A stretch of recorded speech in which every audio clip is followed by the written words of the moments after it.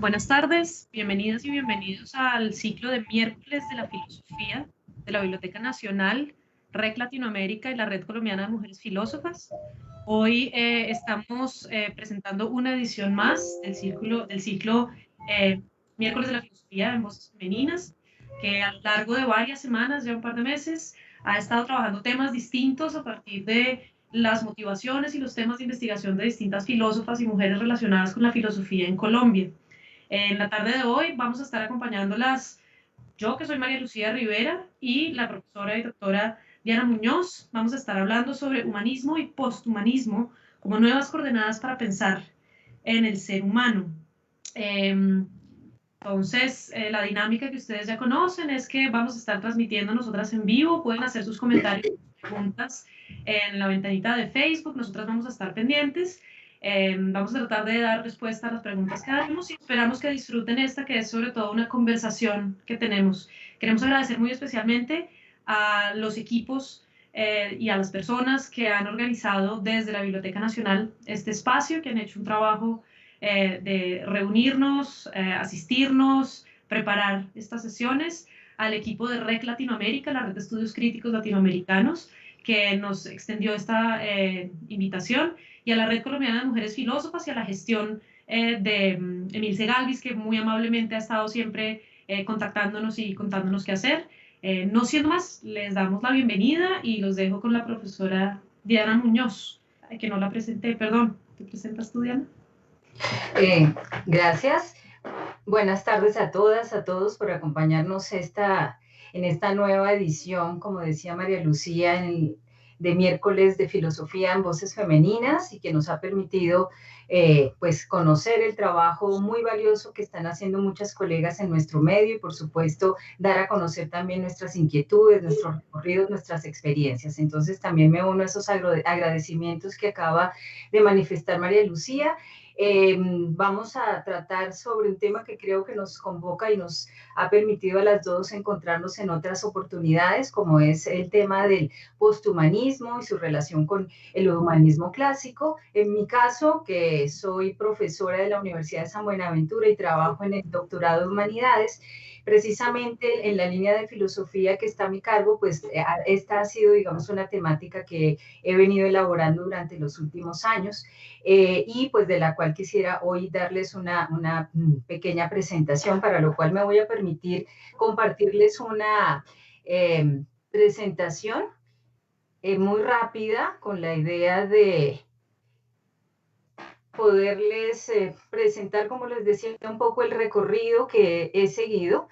en el interés que he tenido en los últimos años por examinar lo que se ha dado en llamar la crisis del humanismo. En qué consiste esta crisis y básicamente cómo de alguna forma abre el camino para lo que hoy se conoce precisamente como posthumanismo. Discúlpenme un segundito, que aquí creo que tengo un... ¿Ya se ve mi pantalla?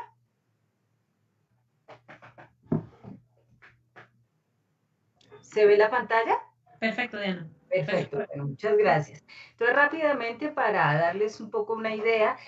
lo primero que hay que constatar es que al hablar de humanismo, pues estamos ante un término que sin duda todos creemos entender y utilizamos de una manera muy, diría yo, intuitiva, de forma que lo primero que debe uno preguntarse es de qué humanismo se habla cuando se refiere a la crisis del humanismo como uno de esos temas dominantes de la reflexión filosófica hoy. Y pensando en eso, pues quería seguramente volver sobre lo que es un significado que la mayoría de nosotros, filósofos o no, damos al término de humanismo. Y creería yo que una manera de resumirlo es profesar una cierta declaración de amor por el ser humano, por el género humano, y a eso de manera general lo solemos llamar humanismo, a lo cual por supuesto asociamos la idea de unos valores, de unos comportamientos que den cuenta de ese aprecio, de ese amor que se tiene por el ser humano, comportamientos basados en la solidaridad, el reclamo de justicia, el trabajo por el desarrollo humano y por supuesto también el estudio de una enorme tradición y una cultura que ha quedado cimentada y que nos ha sido legada a través de textos y de obras culturales de gran valor. De hecho, el término humanismo, como muchos sabrán, pues fue empleado inicialmente para referirse a quienes más o menos en el siglo XVI desarrollaron este gusto por el estudio de los textos clásicos y lo hacían precisamente porque en estos textos había quedado consignado un cierto ideal, una cierta imagen de lo que puede ser la humanidad cuando alcanza sus cumbres más altas. De allí que el término humanismo y, por supuesto, el de humanidades esté tan unido a esto. Visto así, si humanismo es esto que he descrito de manera tan somera, pues evidentemente hablar de crisis del humanismo es algo que no debería sorprendernos, porque a la luz de lo que nos arroja una mirada más bien rápida de la realidad en la que estamos, pues lo que abunda allí es precisamente muestras contrarias a todos estos valores, la inequidad, la pobreza, la injusticia, todo esto sería signo de una crisis del humanismo. Pero visto así, es evidente que el humanismo entonces siempre habría estado en crisis, solo estará irremediablemente, precisamente porque hay este divorcio, este hiato entre esos ideales nacidos pues de este amor por el ser humano y por otro lado una realidad que se muestra muy distante, muy lejana de esos propósitos. Sin embargo, quedarnos con esa idea y contentarnos, digamos, con esa noción de crisis del humanismo, seguramente no da cuenta de lo que en el terreno de la filosofía ha sido esa crisis del humanismo y de lo que en la filosofía también, particularmente desde la segunda mitad del siglo XX, comenzó a llamarse con fuerza como antihumanismo. Y es que claramente el término pues hace pensar que se trata de todo lo opuesto, de una negación de esos valores, de una casi llamado a la indiferencia o incluso a la barbarie o a la violencia contra el género humano, pero no hay tal realmente cuando el término se emplea en un sentido más estricto desde el punto de vista filosófico. Y desde ese punto de vista, entonces, habría que recordar que lo que con antihumanismo se llamó, como les digo, sobre todo en la segunda mitad del siglo XX, tuvo más bien que ver con una tendencia, se puede decir así, que se advirtió en algunos pensadores, en algunos discursos filosóficos que de alguna manera pusieron en cuestión y de forma radical una idea de sujeto legada desde la modernidad. Ese sujeto muy cartesiano que se funda a sí mismo, que es de alguna forma el centro de referencia, el origen y constituyente del sentido, pues va cediendo paso gracias a estas reflexiones a un sujeto, digámoslo así, disminuido, debilitado, un sujeto que se muestra más bien constituido antes que el constituyente. Esa digamos, tendencia que se advirtió en varios autores en este momento filosófico, pues a la que se llamó antihumanismo. Y me permitiría aquí recordar algunos de esos autores y proyectos filosóficos que fueron vinculados con este apelativo, precisamente apuntando a la manera como en sus filosofías, como en su pensamiento, el sujeto moderno, ese sujeto fuerte, autofundado, capaz de tener un pleno dominio y una soberanía sobre sí mismo, se fue viendo, como decía, opacado por el hecho de ser mostrado como el resultado, el fruto de unas fuerzas externas de distinta índole que lo van constituyendo un poco a sus espaldas y de esa manera el sujeto termina siendo más bien el objeto de esas fuerzas antes que ser él, por decirlo así, el principio conductor, organizador de su propia subjetividad. Por supuesto, allí nombres como Nietzsche, Marx y Freud, los famosos maestros de la sospecha, pues aparecen como siendo estas figuras tutelares que impulsan esa tendencia antihumanista en la filosofía contemporánea, y de ella pues también participan filósofos como Martin Heidegger, Michel Foucault o el antropólogo Levi Strauss y todo su movimiento estructuralista. Lo común, como digo, de estos proyectos, por muy disímiles que son, está precisamente en lo que sería ese desmonte paulatino que va ocurriendo en sus reflexiones de esta noción fuerte de sujeto, que pasa de ser un sujeto autoconstituido a ser un sujeto que es objeto de estas fuerzas, de estas estructuras, del lenguaje mismo que lo va a sus espaldas, digámoslo así, o no con su concurso consciente pleno, constituyendo. Ahora bien, lo que he podido encontrar cuando he querido entender en qué consiste ese antihumanismo del cual hacen gala varios de estos pensadores, pues lo que advierto es que muy probablemente tras esa idea de antihumanismo, tras ese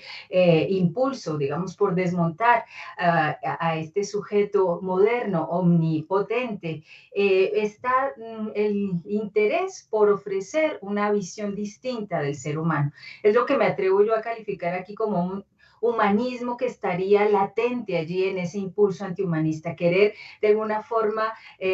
restituir una imagen del ser humano un poco más fiel, si se quiere, un poco más acorde con lo que este ser humano sería, que le permita entonces de alguna forma florecer mejor, apropiarse mejor de su destino, porque claramente las tendencias antihumanistas que he mencionado, pues si reciben ese nombre, en buena medida es porque lo que advertimos es que se va socavando allí una idea del ser humano como siendo el autor y el actor principal de su propia historia. El ser humano se encuentra relegado, descentrado, como decía, objeto de unas fuerzas que lo constituyen de manera inconsciente y de las que, por supuesto, no tiene siempre él el control. Pues aquí lo que habría es un intento por no abandonar, por no renunciar a esa capacidad que tendríamos de agenciar nuestro propio destino, pero en esta ocasión, digamos, fruto de la crítica antihumanista, con una mayor lucidez, reconociendo pues qué es eso que no está precisamente o no, bajo nuestro control o no obedece del todo a nuestra propia decisión, y que más bien es algo que nos ha constituido sin que nosotros sepamos siempre cómo y por qué. De manera que crear un poco esa lucidez, arrojar una mayor luz sobre esas condiciones que nos condicionan, pues en el fondo no tiene otro interés sino precisamente restituirnos la capacidad de un mayor agenciamiento. Es lo que me parece advertir en algunos de estos autores cuando se habla de un antihumanismo, que claro, desmonta algunas ideas que tenemos sobre qué es lo que nos hace a nosotros sujetos autónomos, pero al mismo tiempo dejan abierta una puerta para que nos reapropiemos como digo yo, de nuestro destino como seres humanos, tanto a título individual como colectivo. Y por supuesto es un llamado a una búsqueda de nuevas formas de subjetividad. Y esto pues tiene que ver claramente,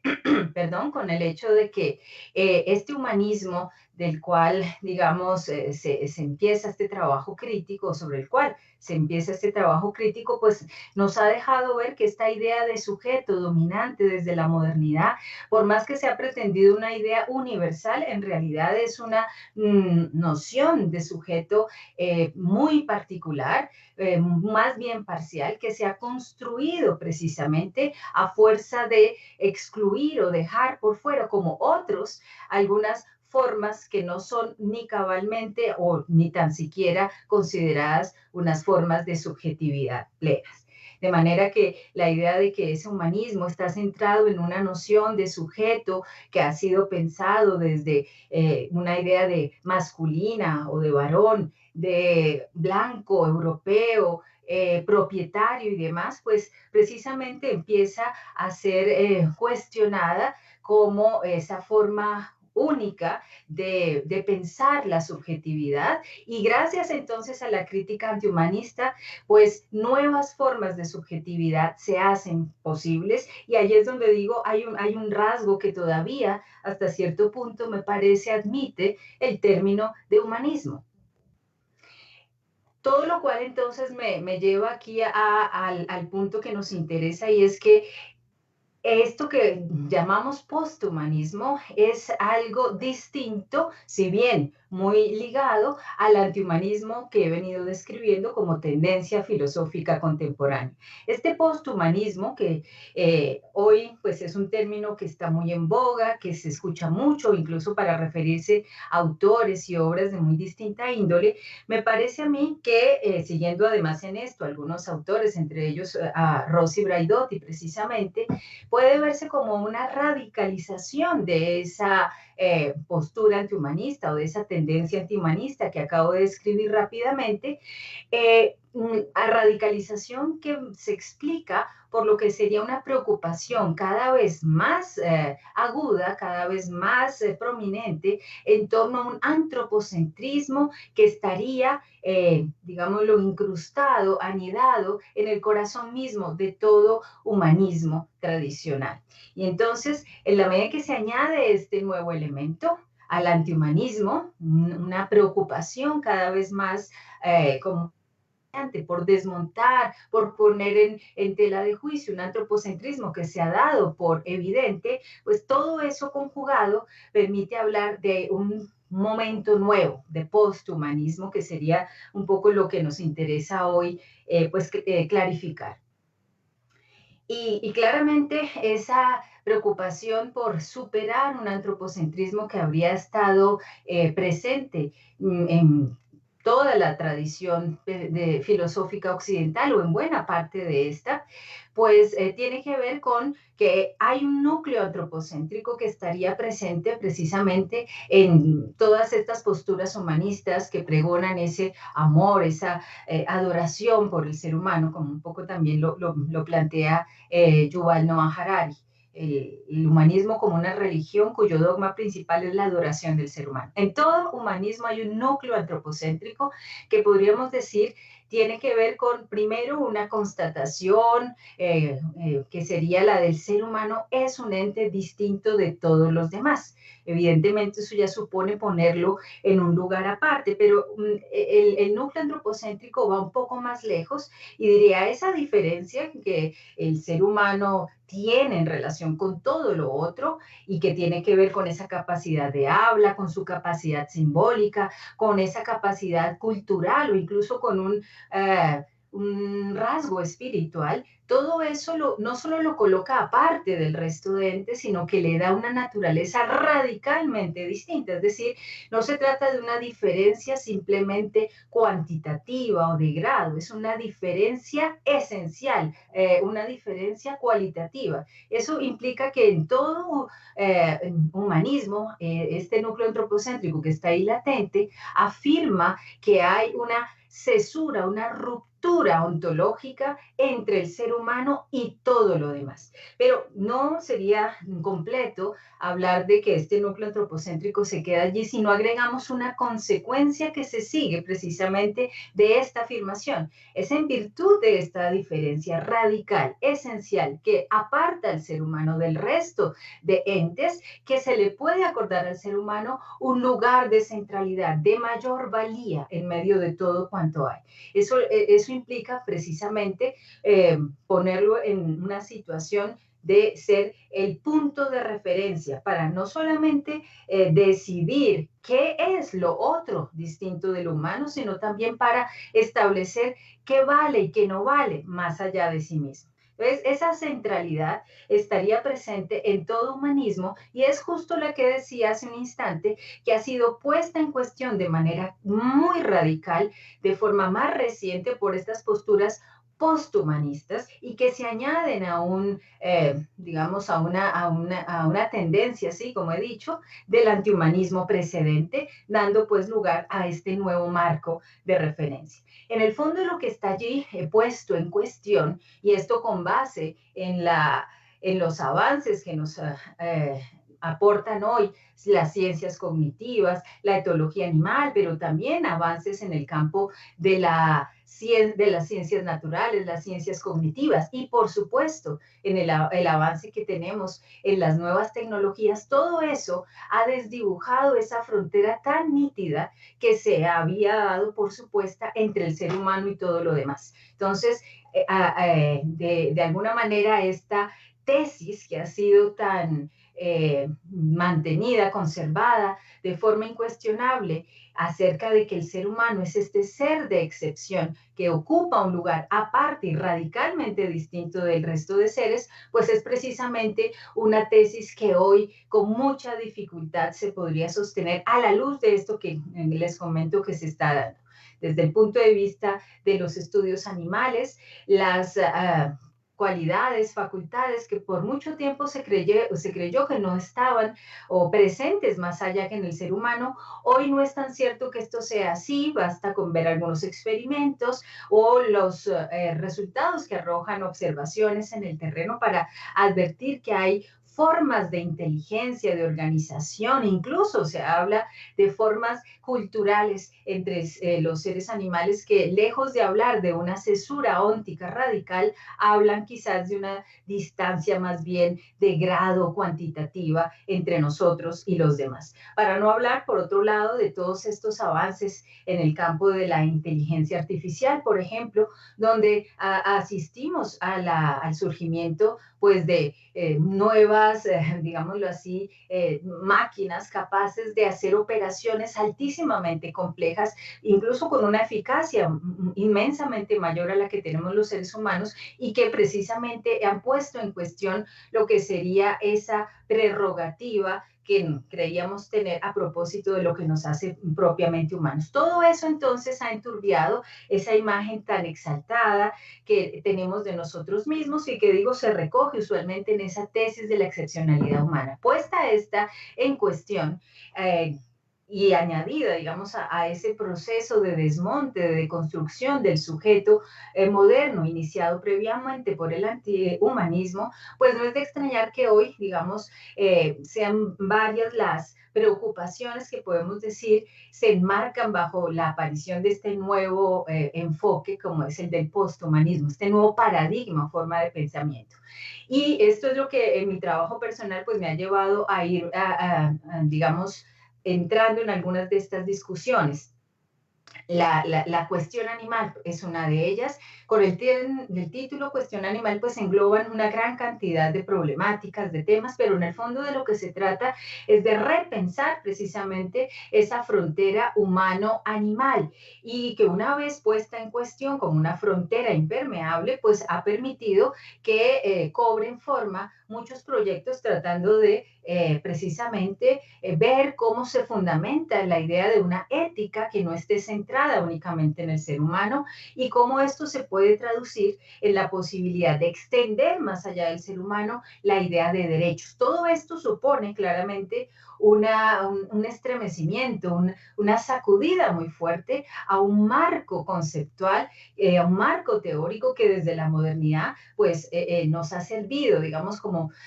forma de orientarnos en el mundo práctico, en el mundo de la moral y de la política, y que hoy precisamente debido a la irrupción de la cuestión animal en todas estas reflexiones, pues está mostrando sus limitaciones y está llamando a dar pasos fuera de ese marco antropocéntrico. También, y es parte de lo que he estado trabajando, es en relación con este nuevo lugar que el ser humano está aparentemente dispuesto a darse a sí mismo, ya no en un lugar aparte y en una discontinuidad radical con relación a todo lo demás, sino ya como parte de esta naturaleza en la cual precisamente ha dejado ver qué tanta influencia tiene, pues ha adquirido importancia para mí toda la reflexión que se hace hoy en torno a esto que se ha llamado antropoceno. Creo que para muchos este es un término ya, digamos, conocido porque ha hecho carrera, se ha vuelto muy popular, pero para quienes no lo conozcan, el término antropoceno, que tiene más o menos unos 20 años de haber sido proferido, se refiere a lo que sería una nueva etapa, una nueva era en la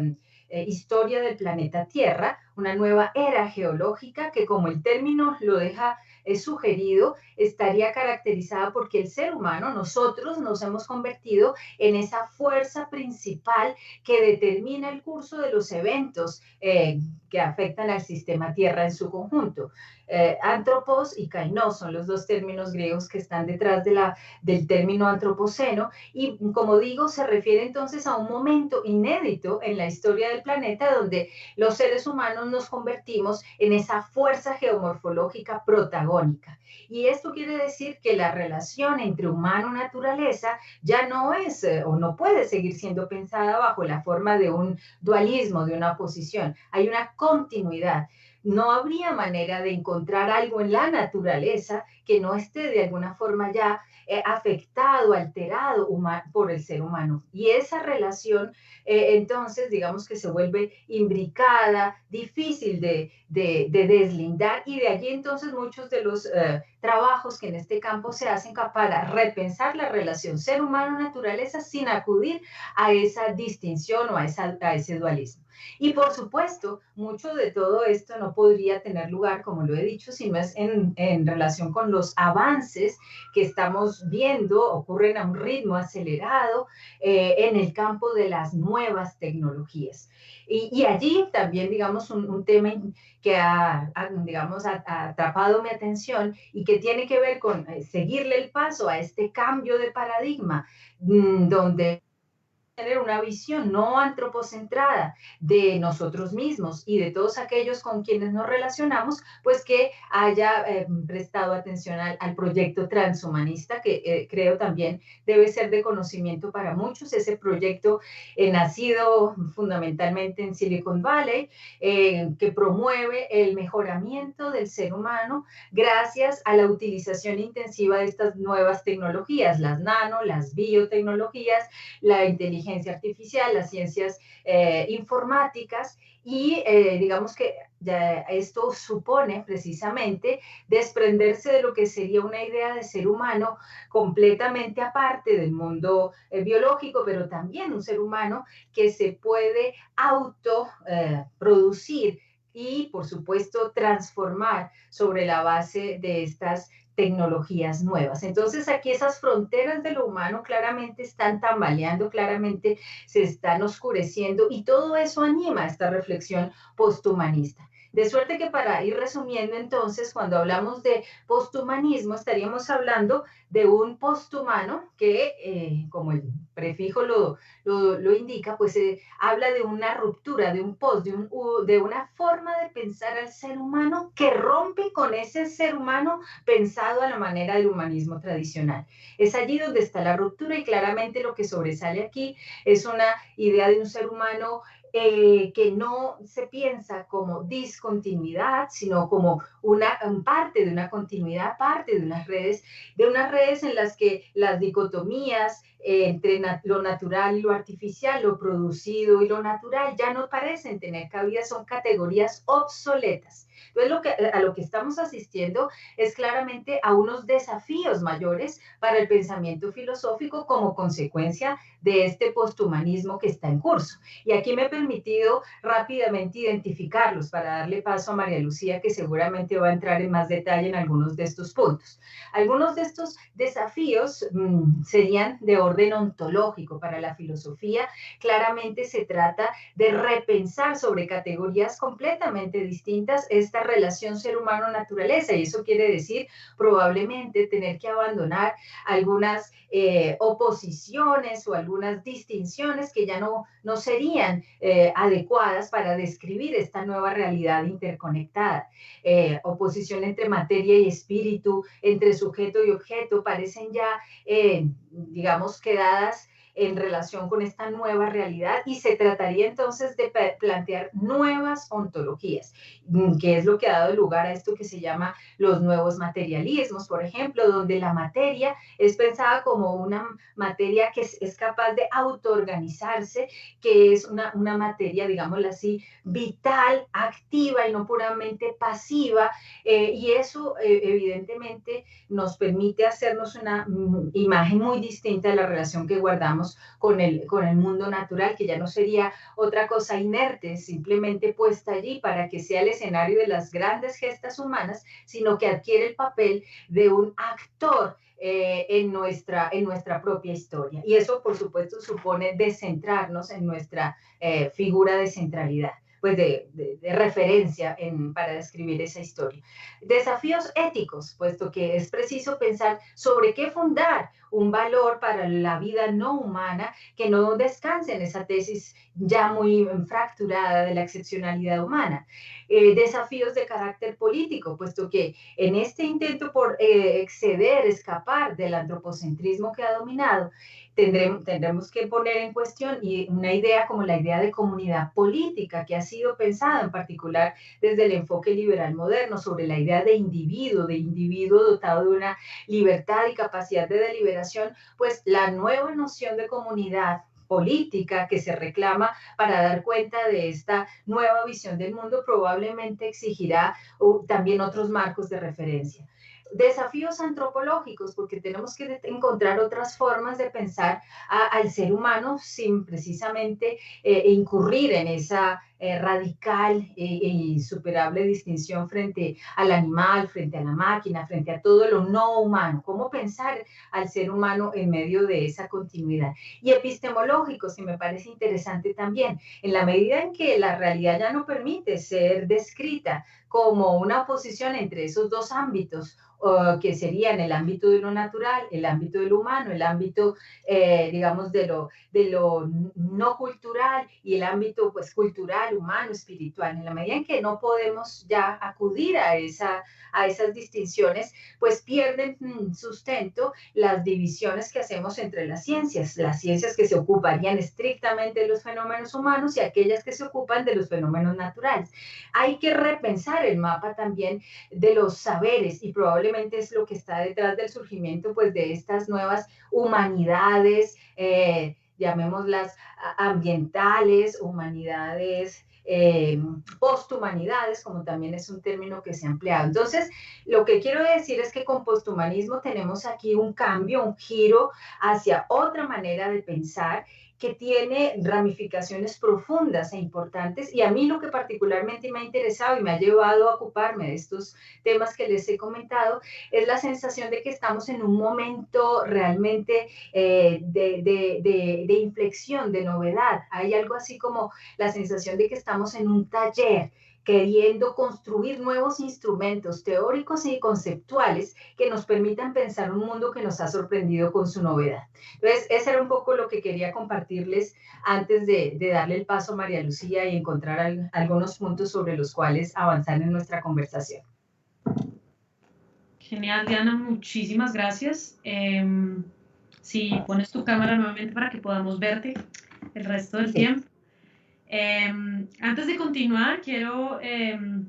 me dicen por el interno, que nos saluda la profesora Sandra Lince de la Universidad de Caldas desde Manizales. Un saludo a las colegas de la Universidad de Caldas que siempre están tan pendientes de nuestros eventos. Nos saluda también Mariluz López Jiménez de la Biblioteca Pública Municipal de Motavita, Boyacá. Muchas gracias por estar conectada. Y nos saludan Mary y Patricia desde Medellín y Ibagué, respectivamente. Es un gusto contar con gente de todas partes del país. Creo que lo que nos ha enseñado la virtualización obligatoria en época de pandemia es que encontramos nuevas maneras de encontrarnos, y aunque no nos vemos simétricamente y no nos abracemos como podríamos hacerlo antes, sí estamos más cerca las unas de las otras. Nos cuentan también que tenemos 105 personas conectadas, entonces estamos muy taquilleras hoy, eso está muy chévere, muchas gracias por conectarse. Y bueno, antes de seguir, yo simplemente quiero agradecer enormemente a Diana por su presentación, una presentación magnífica y maravillosa. Tengo pocas cosas que agregar, porque el nivel de rigor y de precisión creo que es fantástico. Me presento antes de seguir y antes de empezar con las preguntas del público. Mi nombre es María Lucía Rivera, yo soy filósofa de profesión también. Durante mi pregrado me dediqué sobre todo a la filosofía antigua, me declaré aristotelista, que no aristotélica, sino aristotelista consumida, que no consumada, es decir, un poquito el cerebro sorbido y eso va a ser importante ahorita. y durante mi doctorado me dediqué a estudiar la teoría de la responsabilidad de la agencia. Entonces es un campo, digamos, muy fuertemente humanista en el sentido clásico que Diana nos ha explicado. Y luego, después de terminar mi doctorado, por cosas que da la vida y vueltas que da, descubrí la bioética. Y la bioética, en conjunción con otro descubrimiento tardío en mi vida, que es el feminismo, removió una cantidad de ideas y de valoraciones que tenía yo sobre la manera en la que pensaba filosóficamente, que están muy cerca de la línea que Diana muy rigurosamente nos ha trazado. Entonces, yo voy a hablar un poco más, si me lo permiten, creo que narrativamente, de las preocupaciones que me llevan a mí a preguntarme por el humanismo y el posthumanismo, a partir un poco de mi historia personal. Entonces, como les decía, yo empecé con Aristóteles, y Aristóteles es a quien se le achaca usualmente la culpa de todos los males de la humanidad, así como de todos los bienes. Por ahí dicen, hay un dicho que dice que no porque Aristóteles diga algo es verdad, aunque tienda a ser verdad lo que dice Aristóteles.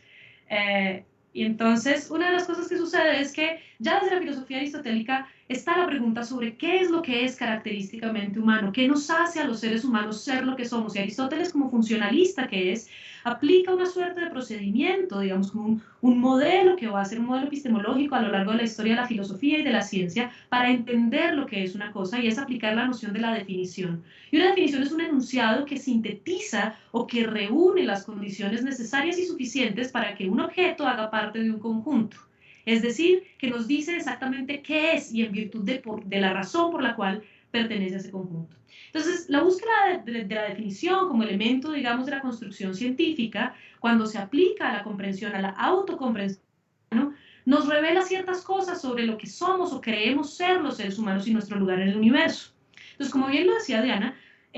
la tesis de la excepcionalidad humana consiste no solamente en decir que los seres humanos somos propiamente algo o particularmente algo o, digamos, específicamente algo, sino eso que somos, ¿sí?, nos sitúa en términos jerárquicos respecto del resto del universo. Para la teoría aristotélica, Aristóteles va a dar varias definiciones, digamos, hay varias maneras de definir al ser humano.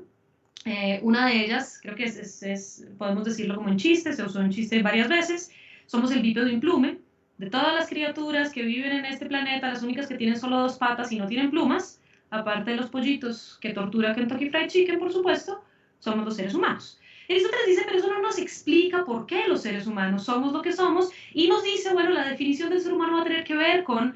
alguna función que tiene, alguna propiedad particular. Y como Diana nos lo señaló, eso tiene que ver con unos atributos particulares asentados en la noción de la psique, del alma, de la mente del ser humano, de unas capacidades cognitivas particulares del ser humano que simultáneamente nos permiten, o nos hacen partícipes, o nos permiten compartir la divinidad de la inteligencia del universo. Y fíjense que esto va a ser muy importante porque nuestra racionalidad no es apenas una función de un cerebro evolucionado, sino que desde muy antiguamente se nos va a decir, nos permite, nos participa de una naturaleza divina, trascendente, más allá de lo humano, la mente humana y la capacidad humana y la inteligencia, sino que además nos permite, y esto va a ser muy importante para mí como aristotelista que trabaja ética, nos permite ser seres sociables y seres políticos. De manera que en este momento parecería que lo que nos hace propiamente humanos es la capacidad de pensar, de construir conocimiento y la capacidad de pensar prácticamente, de tomar decisiones y de construir comunidades políticas. Estos rasgos los resalto y yo sé que siempre empezamos desde el principio, quienes estudiamos filosofía empezamos en principio fue el verbo y nos toca preguntarnos cuál verbo, y es el ser, y después preguntamos si ser es una actividad o más bien no. Y entonces una de las cosas que sucede es que esta caracterización del ser humano va a ser muy particular en la medida en la que va a ser influyente en una historia, en la constitución de una historia unívoca de la humanidad con H mayúscula y del humanismo como una tendencia que concibe la humanidad como un conjunto de cosas. La crítica que yo voy a hacer, o digamos la manera en la que yo llego al posthumanismo, tiene que ver muy principalmente no solo con una mirada y perspectiva crítica a los contenidos humanistas y a las cosas que dice sobre el ser humano en particular, sino la noción de que existe una humanidad única, completa y unívoca con una historia. Y esto sí que surge en Aristóteles, porque cuando uno lee los tratados políticos, no solamente los tratados biológicos, porque los tratados biológicos, como nuestra colega Catalina López nos ha mostrado con su maravillosa tesis doctoral, los animales también tienen sociabilidad, también tienen rasgos de lo que llamaríamos una racionalidad. Aristóteles nos va a decir en los tratados políticos que lo que es característico del ser humano, y esto es muy importante porque aquí sí que estamos hablando del hombre con H mayúscula, ¿Mm? Es aquello que lo faculta para ser ciudadano. Y este conjunto de cosas, esta coincidencia entre lo humano y lo ciudadano y lo hombre, implica que los rasgos que nos hacen excepcionales, aquellas cosas de las que estamos hablando, que Diana nos decía muy adecuadamente, lo que nos constituye como sujetos, son rasgos que además son particulares de ciertos miembros de la especie biológica, si ustedes así lo quieren. La racionalidad completa es una facultad de los cuerpos entendidos como cuerpos masculinos. Los cuerpos femeninos, aquellos que son capaces de gestar, aquellos que son capaces de parir, aquellos que se entienden como femeninos, no participan completamente de la racionalidad y por tanto podríamos decir, no caben dentro de esa categoría del hombre con H mayúscula. Los esclavos que por una razón contingente o por una razón natural, porque se deja la puerta abierta si es natural o es contingente, pueden ser sacados de la humanidad en virtud de que son más cuerpo. Su vida está atravesada por su materialidad más que por su intelecto. Y eso quiere decir que la historia del humanismo está constituida por una historia de una concepción de subjetividad que, si bien no es explícita en declararse misógina y no es explícita en declararse racista, es intrínsecamente una teoría o una manera de concebir la humanidad como una humanidad para la que solo están facultados cierto subgrupo de personas. Y entonces la crítica o la crisis del humanismo a la que yo llego en mi experiencia académica es una crítica a la que llego por vía de la crítica feminista de la ciencia. Porque la primera vez que alguien me puso a mí a pensar sobre si la definición o si el enunciado todos los hombres por naturaleza desean saber, línea 1, pues la primera línea de la metafísica, se refería a todos los seres humanos o solo en su conjunto, fue leyendo el libro maravilloso de Ciencia y Feminismo de Sandra Harding. Y Sandra Harding nos dice, es que nos toca tener cuidado porque la manera en la que la ciencia se ha retratado a sí misma como neutral, como objetiva, como universal, ha sido convenientemente omitiendo los criterios que dejan por fuera de lo humano a quienes viven una vida determinada por su cuerpo. ¿Y quiénes vivimos vidas determinadas por nuestros cuerpos? Porque resulta que esto es lo que sucede. Resulta que cuando se es un varón en un entorno altamente masculinizado, piensen ustedes en la academia o en el mundo científico, el cuerpo, el género, no incide, no aparece, no importa. Pero como sabemos, muchas mujeres en un área muy masculinizada como la filosofía, cuando se tiene un cuerpo que se lee socialmente como femenino, ¿sí? O un cuerpo feminizado, el cuerpo empieza a ser una condición de existencia en un entorno masculinizado. Y por eso entonces nos dicen, no, la filosofía no depende del cuerpo, porque cuando la experiencia no depende o no está cruzada por el cuerpo, se puede afirmar una subjetividad descorporizada. Lo mismo sucede con la raza, lo mismo sucede con la clase social, lo mismo sucede con la capacidad, con la diversidad de capacidades cognitivas y motrices. Entonces, cuando se habla de que la ciencia nos habla en términos de un sujeto neutro, un sujeto que está descorporizado, que está extraído de las relaciones sociales de poder, que está extraído de las condiciones materiales de la existencia, usualmente eso solo se puede hacer o solo se ve cuando se hace la ciencia o se hace la filosofía o se hace el pensamiento desde un lugar en el que la propia corporalidad, la propia clase social, la propia condición de capacidad, discapacidad, no son determinantes para tener un lugar de enunciación. Entonces una vez yo leí esto, dije, oh caray, entonces resulta que la excepcionalidad humana, el antropocentrismo, si ustedes así lo quieren, del que hablaba Diana, no es solamente antropocéntrico y problemático en ese sentido de plantear una humanidad que no corresponde a las condiciones materiales e históricas de la humanidad como especie, porque la humanidad como especie es plural, es diversa, tiene cuerpos en plural, géneros en plural, ¿sí? Condiciones sociales materiales diversas, sino que además no solamente es antropocéntrica, sino androcéntrica, tácitamente o explícitamente. Y eso entonces me llevó a mí a explorar una cantidad de teorías un poco críticas de la manera en la que el humanismo se ha presentado. Entonces hay diversos feminismos, y siempre decimos esto, los feminismos que hacen crítica social de la ciencia o teoría de la ciencia,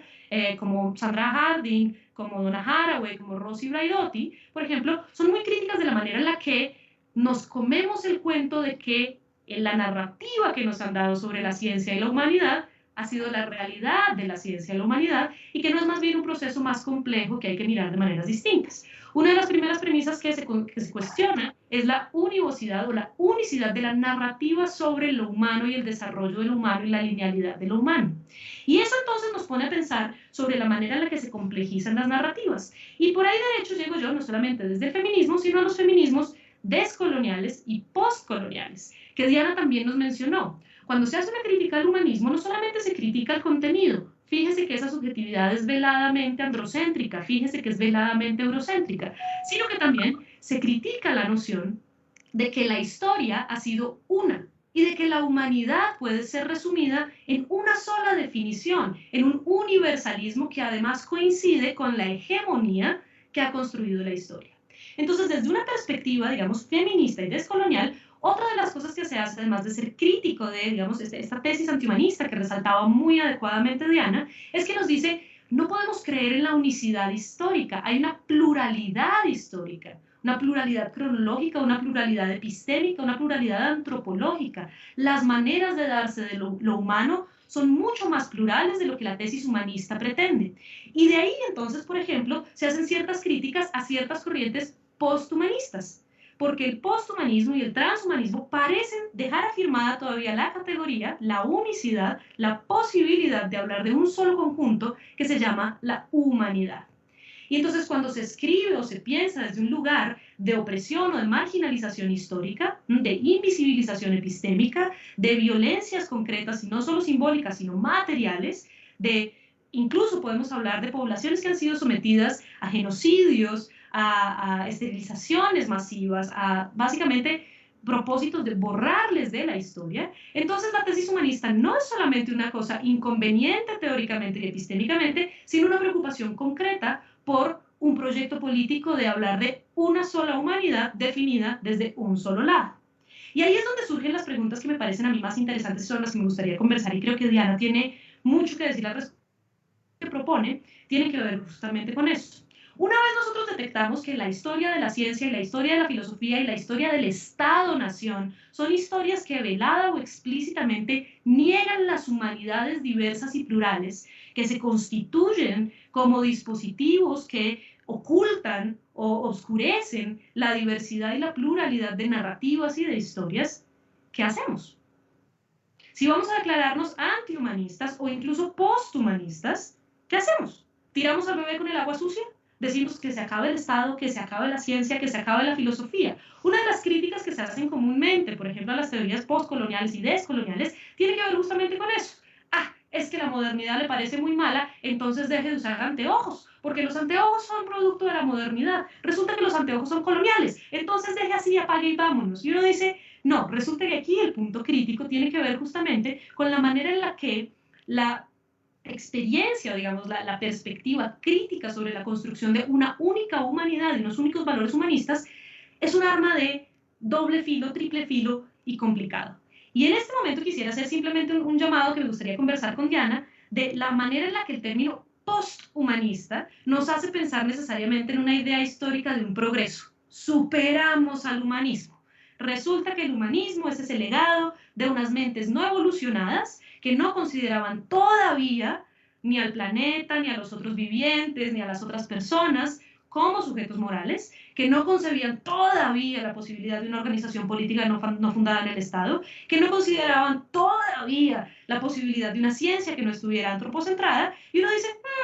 de pronto nos toca ir un poco más despacio, porque cuando nosotros nos salimos del eje eurocéntrico, ¿sí?, de la historia que se narra a sí misma como unívoca, de pronto encontramos elementos comunes con el posthumanismo en las otras humanidades, en las otras maneras de ser humano que han sido negadas o borradas por la historia. Y esto no quiere decir volver como nostálgicamente, ¿cierto?, al mito de todo tiempo pasado fue mejor y las comunidades que antes de precoloniales eran mejores y sí tenían la verdad, sino que nos hace un llamado a pensar críticamente en que no estamos simplemente proponiendo una superación de unos valores caducos, sino una revisión crítica que implica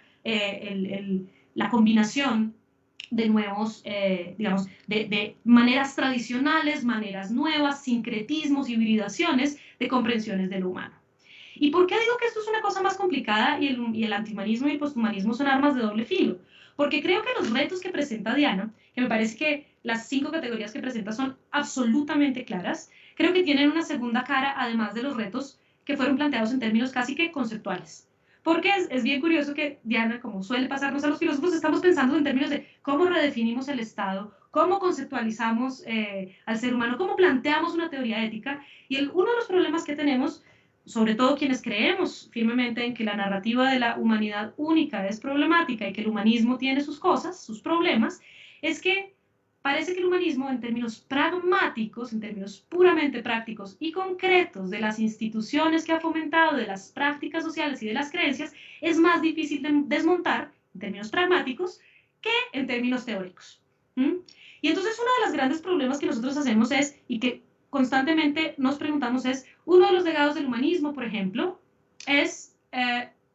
la noción de los derechos humanos, la universalidad de los derechos humanos. Podemos hacer una crítica filosófica muy minuciosa sobre cómo esa noción de humanidad es problemática, como toda noción, toda definición de lo humano, toda esencialización de lo humano necesariamente deja por fuera a un conjunto que es previamente vulnerable, ¿cierto? Y fíjense que las discusiones bioéticas tienen que ver con eso. Muchas discusiones bioéticas tienen que ver con eso. ¿Dónde empieza la humanidad?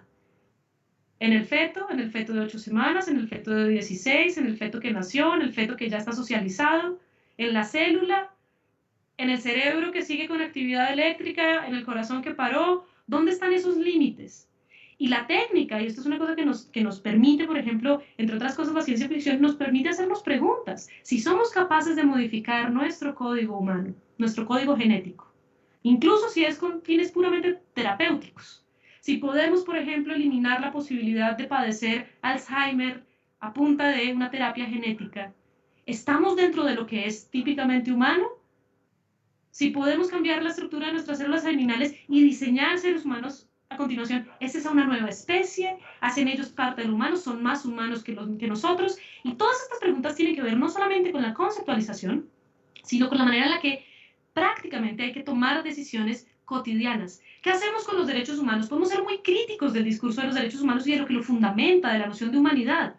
Pero tenemos que enfrentarnos entonces a la pregunta de si es mejor o peor vivir en un mundo en el que los derechos humanos son algo que se respeta. Podemos pensar que la construcción, digamos, de la epistemología de la ciencia moderna es problemática y que la medicina basada en evidencia tiene un montón de problemas de procedimiento y de verificación epistémica. Pero, por ejemplo, pensemos en este momento en la vacuna. Podemos ser muy críticos del proyecto moderno de la ciencia, pero ¿quiere eso decir que podemos, así sin más, simplemente desmontar el aparato, el dispositivo científico que está buscando una vacuna y lo va a vender? Podemos ser críticos. ¿Cómo lo desmontamos? ¿Cómo hacemos entonces en este momento? Entonces, parte de los retos que tiene que ver, digamos, que yo agregaría a lo que dice Diana es no solamente la conciencia de otras humanidades y del descentramiento de la subjetividad son importantes en términos teóricos, sino que tenemos que hacernos la pregunta muy concreta de cómo la filosofía o cómo la conceptualización de esta posthumanidad o deshumanidad o antihumanidad o plurihumanidad se concreta en términos pedagógicos, en términos políticos, en términos epistémicos cotidianos, en términos de prácticas sociales. Y entonces eso me lleva a mí a ciertos avisos que también son importantes. Y Diana también lo señalaba. Hay que tener cuidado con que si queremos descentrar de lo humano, no terminemos en propuestas, por ejemplo, como los ecofascismos. En este momento hay toda una gran tendencia de gente que dice la pandemia, el COVID-19, es la venganza de la Tierra porque los seres humanos somos malvados. Y entonces lo que sucede es que somos demasiados seres humanos y que se muera el que se tenga que morir para que la Tierra tenga su balance. Si ustedes se fijan, cuando nosotros analizamos el mundo en el que vivimos, dado que no todos los seres humanos vivimos en las mismas condiciones materiales, políticas, económicas y epistémicas, cuando hablamos de que se muera el que se tenga que morir, estamos presuntamente asumiendo, estamos asumiendo que es posible que todos estemos en un terreno de horizontalidad, de competencia por la supervivencia con la Pachamama. Y resulta que no. Resulta que cuando hablamos de que vamos a privilegiar o vamos a permitir que la tierra se recupere a costa de los seres humanos, no podemos perder de vista que la construcción de lo humano, como no es un resultado meramente natural, sino es un resultado de una construcción histórica, tiene entonces múltiples humanidades. Resulta que los más vulnerables son más vulnerables no porque la tierra los haga más vulnerables, no porque la naturaleza los haga más vulnerables, sino porque la construcción humana la construcción humana de lo que es la humanidad los ha sacado sistemáticamente, les ha puesto sistemáticamente barreras para hacer parte del conjunto de los humanos. No quiero seguir hablando más porque creo que ya se nos va a acabar el tiempo. Les agradezco su atención y creo que podemos empezar con las preguntas. Sí, María Lucía, muchas gracias. Sin duda tú has aportado muchos elementos más que ayudan a completar este panorama que hemos estado tratando de describir, de detallar sobre lo que se entiende hoy de una forma a veces muy difusa por posthumanismo. Antes de empezar con las preguntas, eh, tenemos aquí también unos saludos que quisiera hacer públicos. Nos saludan desde la Universidad Tecnológica de Pereira, Álvaro Díaz Gómez, que participa en el grupo de estudios políticos. De igual forma, nos están llegando saludos de la UTP, del Departamento de Humanidades, Nancy Eugenia Cárdenas, y tenemos de Daisy Carolina Peña una pregunta que creo que estaría de pronto dirigida a mí, a propósito de Rossi Braidotti. Más que pregunta, es un comentario acerca de que el hombre del que habla Rossi Braidotti está definido desde lo mayoritario, mientras el resto se encuentra desde lo minoritario. Creo que claramente tú con todo lo que has dicho has, digamos, abundado en esa misma idea, una cierta idea de hombre universal en el que aparentemente todos cabemos, pero que examinada con cuidado revela pues su carácter parcial y por supuesto esa negación que parece que está siempre implícita en todo intento por definir lo humano de otras formas de lo humano que se verían o desconocidas, subvaloradas y por supuesto esto como vuelto ideología legitimaría todas las prácticas de dominación a las que hemos asistido. Y claramente Braidotti,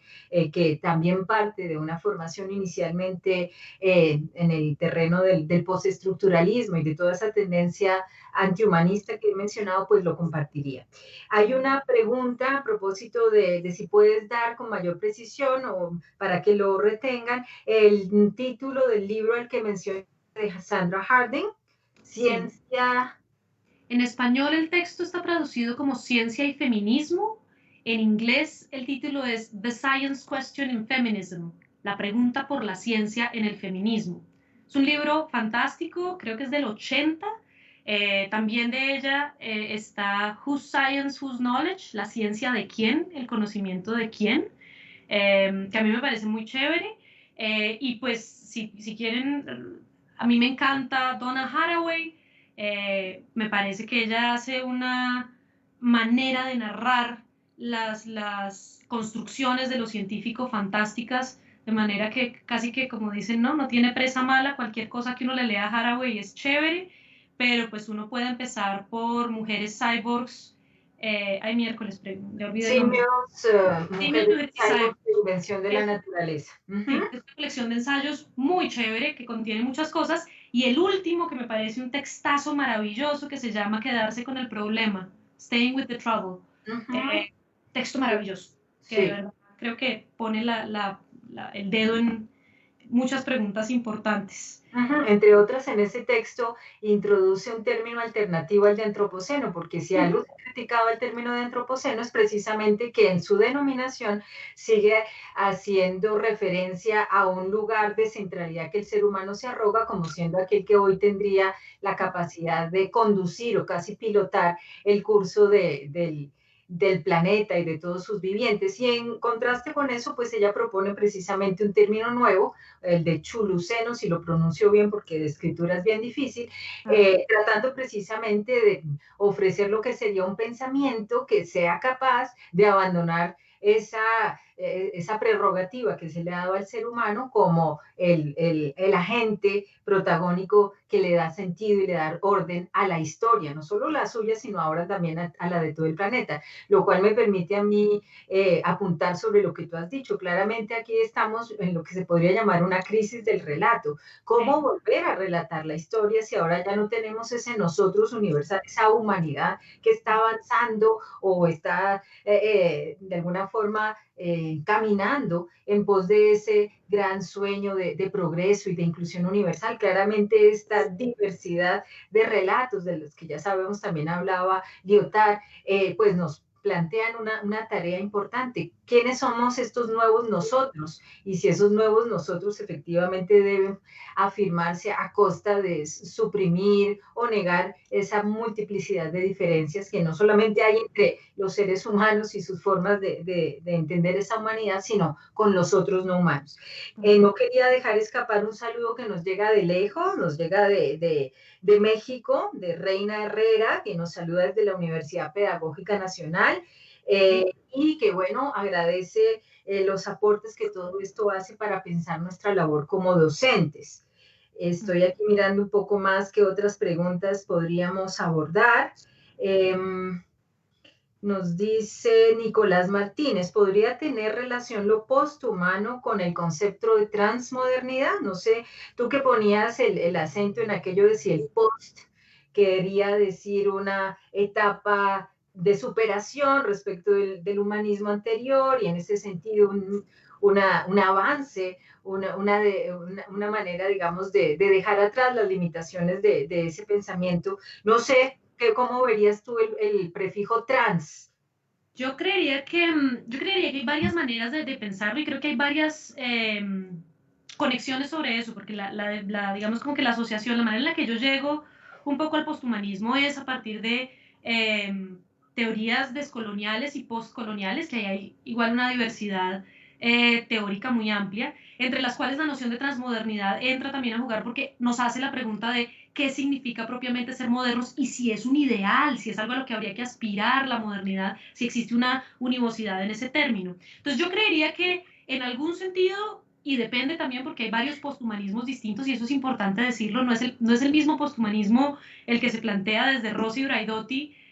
tecno-optimista, digamos como que conjuga una cantidad de cosas desde un lugar de enunciación, a lo que uno podría llamar un posthumanismo ecofeminista planteado desde el sur político y el sur global, ¿sí? Por ejemplo, los feminismos comunitaristas aymaras antipatriarcales son en un sentido muy importante posthumanistas porque ponen en cuestión, digamos, estos preceptos de la modernidad, pero esas dos maneras de concebir la crítica al humanismo son maneras distintas y cabría preguntarse si compatibles, ¿sí? Y eso sería interesante. Entonces, lo que yo diría es que habría que especificar un poco más, digamos, tendríamos que pensar un poco si cuando estamos hablando de algo, de un concepto como la transmodernidad y el posthumanismo y pensar en una suerte de transmodernidad humanista, estamos todavía conservando la idea de que es deseable o es provechoso conservar esa categoría. Yo quería también aquí en el interno nos dan un par de preguntas más. Muchas gracias pues a Nicolás por su pregunta, espero haber respondido más o menos, o no sé si tú tengas otra noción. Aquí quería de pronto también darle espacio a una pregunta que se refiere al tema que yo toqué de la cuestión animal. Nos Sí, dice exacto. Susana Henao, hay una manera de diferenciar la racionalidad del humano y la del animal, que es la de poder criticar o cuestionar las propias representaciones. ¿Es esto relevante para este debate? Pues según se lo plantee, puede o no ser relevante. Claro, la idea de que podamos tener una capacidad reflexiva, una capacidad no solo de ser conscientes, sino de ser conscientes de nuestra propia conciencia, un nivel de complejidad de segundo grado, que pues sería esta autoconciencia y que creemos que es algo que solamente es propio del ser humano y que muy probablemente no encontremos aún en las inteligencias más avanzadas que verifiquemos o que advirtamos en otros animales. Que digamos que para un humanismo tradicional, poder establecer esa diferencia o establecer la posesión de esas facultades se convierte en un criterio claramente crucial en la medida en que se hace descansar allí lo que sería el estatuto moral de quien posee esas capacidades. Si yo puedo no solamente tener unas experiencias subjetivas, pero sino además también tener conciencia de ese punto de vista propio, subjetivo, y eso me permite tener digamos, una complejidad mayor en mis funciones cognitivas, intelectivas y demás, y eso es lo que me permite tener unos derechos que no le doy o no le concedo. A quien carece de ellas, pues se vuelve crítico. Aquí lo interesante es que en estos intentos por abandonar las posturas antropocéntricas que precisamente definen el valor moral, el estatuto moral, en virtud de unas propiedades, en principio, exclusivamente humanas. Lo interesante en ellos es que de alguna forma debilitan esos criterios. No es allí donde debemos encontrar las razones que importan para poder conceder un estatuto moral. Entonces, ahí tenemos varios intentos precisamente de desplazar el criterio y decir, bueno, más allá de si se puede razonar, de si se puede hablar, es si se puede sufrir, si se es un ser sintiente, y es allí donde esto debe representar una diferencia en el trato y en las obligaciones que estemos en el terreno ético dispuestos a asumir en relación con otros. Y ahí pues estoy hablando de todo el tema del utilitarismo. Claro, ese no sería el único camino a seguir, y habrá otros que dirán, ni siquiera tenemos que interesarnos en ver si esos otros pueden o no ser definidos, así sea de manera mínima, como sujetos o protosujetos, porque no es la subjetividad, que inevitablemente parece estar concebida desde el punto de vista humano, la que debe contar. Más bien debe contar precisamente el hecho de que son radicalmente otros, y esa alteridad los hace ya por sí mismos valiosos, y tan valiosos como lo podríamos ser nosotros. Entonces, ¿es o no es relevante establecer esa diferencia según cuál sea el camino que se tome? Pero muy probablemente será más relevante para aquel que todavía insista en ver rasgos aparentemente solo del hombre como el patrón o el criterio con el cual juzgar el valor de otros entes no humanos. ¿Qué más podríamos hacer? ¿No? ¿Tú tenías algo allí? Sí, ahora Marlon Giovanni Morales nos hace la siguiente pregunta que creo que está relacionada con esto que hablabas. Y nos pregunta, ¿la reflexión sobre el ser humano en un posthumanismo se puede enfocar desde la responsabilidad que le compete al hombre, ok, a las señoras no, en su relación con lo otro, no solo con los otros seres humanos, más allá de una búsqueda de identidad radical? Yo quería hablar un poco de esto porque creo que tiene que ver con esta idea de las éticas ambientales y de las éticas animalistas, en las cuales, por ejemplo, unas posiciones cercanas a la deontología, afirmadas en la excepcionalidad humana, dicen, los seres humanos somos especiales en tanto que somos los únicos que podemos hacernos responsables por los demás, por las demás criaturas, por el tratamiento que le damos a las demás criaturas y el tratamiento que le damos al mundo. Yo creo que hay muchas críticas que vienen desde el posthumanismo a esa manera de aferrarse a la excepcionalidad de lo humano, particularmente siendo una excepcionalidad moral, cargada moralmente. Porque la noción de responsabilidad usualmente está atada a la noción de obligación, a la noción de bien moral, y entonces decimos, el deber de los seres humanos es ser buenos en el mundo, y ahí hay una suerte, si ustedes se fijan, yo siempre he tenido esa impresión de que hay una suerte de condescendencia intrínseca al decir tenemos que cuidar tenemos que ser responsables por.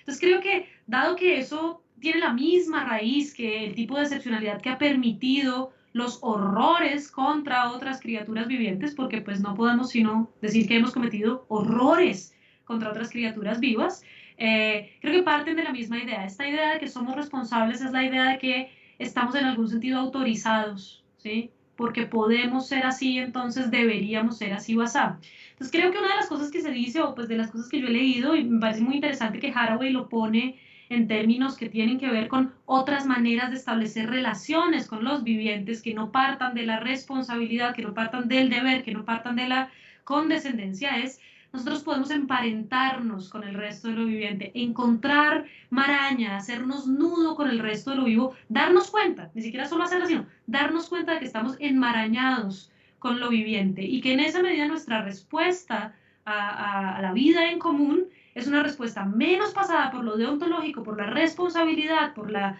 excepcionalidad humana, y más una respuesta de cómo hacemos nosotros para vivir en un entramado de relaciones complejas.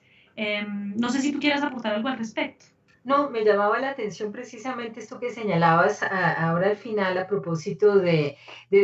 partir del hecho de que ya estamos en la relación, no tanto como construir una relación que hipotéticamente presuponemos pues no existe de entrada, sino precisamente ganar conciencia, como nos la obliga a ganar un evento como el que estamos viviendo ahora, de que estamos ya insertos en ese entramado de relaciones vitales. Y en esa medida, el punto es cómo recuperar un poco esa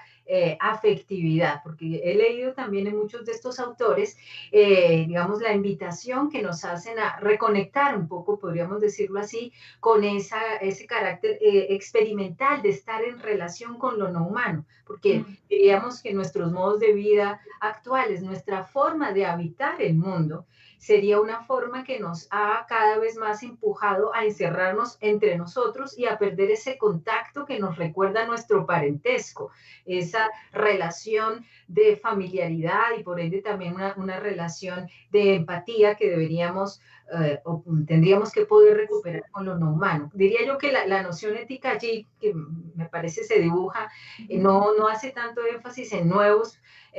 preceptos, en nuevos derechos, sino antes vienen cambiar una forma de habitar el mundo en el que estamos, que recupere pues esta experiencia del estar en relación. Y encuentro en esto una sensibilidad, yo la llamaría posthumanista. Hablar de un posthumanismo y de alguna forma describirlo,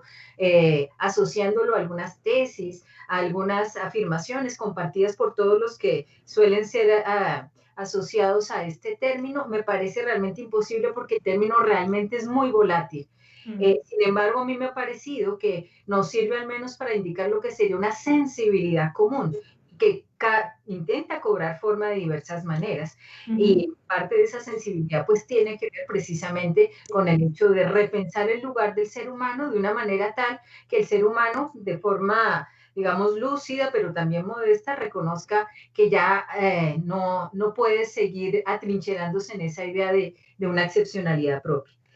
Hay un montón de preguntas, la verdad, hay un montón de preguntas, entonces no sé si pueda darle todo espacio. ¿Tienes alguna ahí? Creo, Diana, que ya no alcanzamos. Ya no.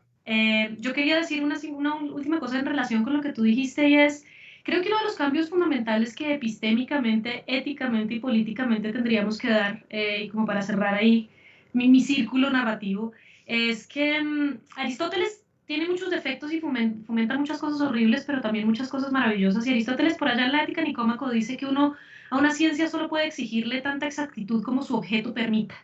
Y está diciendo básicamente que cuando uno hace ética no está haciendo geometría, porque los objetos de la geometría son perfectos y son estables, pero los seres humanos no. Entonces la ética nunca puede ser perfecta. Entonces yo pensaría que una de las cosas como de las lecciones que a mí me quedan a partir de distintas interpretaciones posthumanistas es, quizá lo que más miedo nos da como seres humanos es justamente esa imposibilidad de definirnos bajo una única esencia, el afán humanista de hacer de nosotros una categoría estable, históricamente perdurable, un conjunto definible y estable de cosas, nos acalla un montón de inquietudes sobre lo que somos. Pero de la misma manera que tú estabas diciendo, es darnos cuenta de que los seres humanos como especie y como individuos y como grupos y como comunidades políticas somos mucho más plásticos de lo que pensamos y estamos mucho más interrelacionados y en ese sentido somos mucho más frágiles de lo que creemos usualmente. Entonces yo leo en el posthumanismo también, hay gente que lee una suerte de nihilismo, ¿sí? Porque el humanismo se presentaba como un optimismo radical, un amor, tú lo presentaste hermosamente cuando empezaste, ¿no? Un enamoramiento del humano y el posthumanismo una decepción del humano. Y yo a veces creo que lo que nos está es abriendo la puerta para pensarnos, voy a usar la expresión de Bauman, como si fuéramos gatos, ¿no? Líquidos, en flujo, en variación, que no contenibles. Entonces esa era mi comentarito con el que quería cerrar. Nos avisan por el interno que ya se nos acaba el tiempo. Lamentamos no poder responder más preguntas. Es un gran gusto haberles oído. Para mí, conversar con Diana es siempre una ocasión de aprendizaje maravillosa. Entonces te agradezco, Diana, por estar hoy conmigo charlando. Y queremos invitarles entonces a la próxima sesión, que es el miércoles 26 de agosto. Van a estar las filósofas Laura Quintana y Emilce Galvis hablando sobre afectos, narraciones y temporalidades en el mismo horario y en el mismo canal. Sí, bueno, yo también quiero despedirme, por supuesto, agradeciendo esta gran ocasión que nos han dado la Biblioteca Nacional con el auspicio de las organizaciones que ya se han mencionado y por supuesto seguir a la expectativa de que se repita y que sigamos escuchando esta multiplicidad de voces femeninas que están